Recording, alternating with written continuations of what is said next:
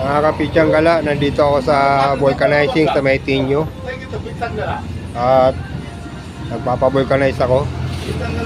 Hinang-hina na yan kanina sa dito. At mamaya-maya naghintay ako ng sandali ay lumambot ulit yung gulong ko. Na ano ko na talagang may butas. Kaya pinavulcanize ko na. Nag-vlog na ako dati dito, nakaraan paggawa ko nung ano.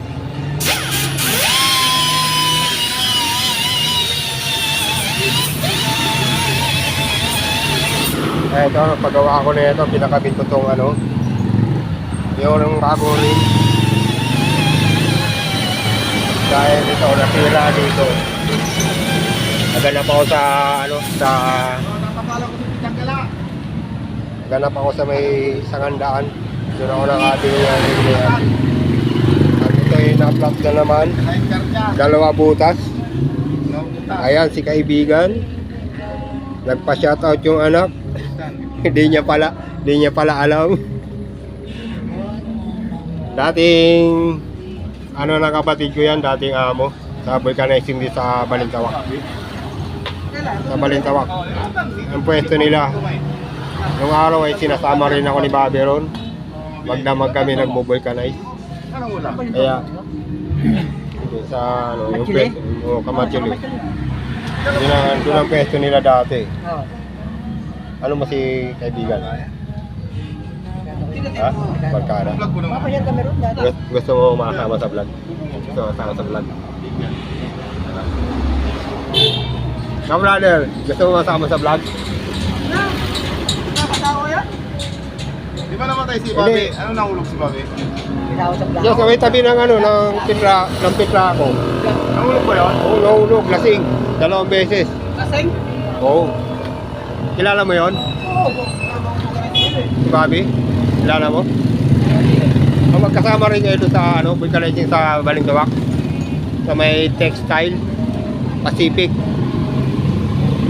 Mga kapityang gala na pag-usapan lang namin yung kapatid ko si Bobby. Yung nabubuhay pa. Ito pala yung mga kasama niya sa ano, sa Balintawak sa vulcanizing. Kaya yung trabaho ng kapatid ko nun, nabubulcanize yun sa may ano, sa may dating Pacific. Dating trabaho din ni Bobby doon at ang papa ko.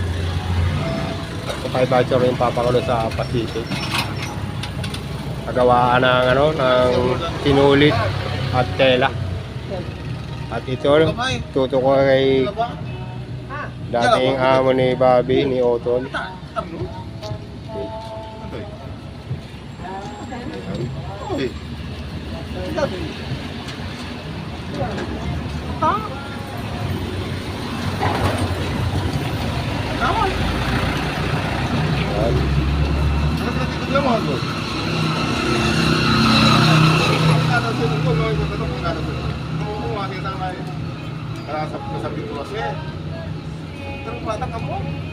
Brother, ay ka sa vlog ko.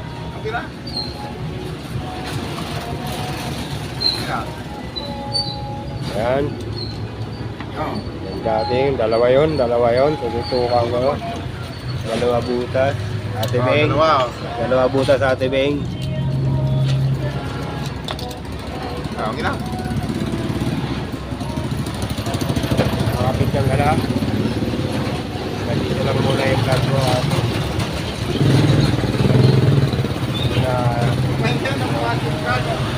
Pinala ko lang itong pagpapabulkanize ko ng ano,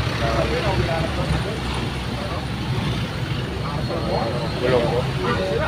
Maraming salamat sa inyo sa panonood at bye-bye. Press out. God bless.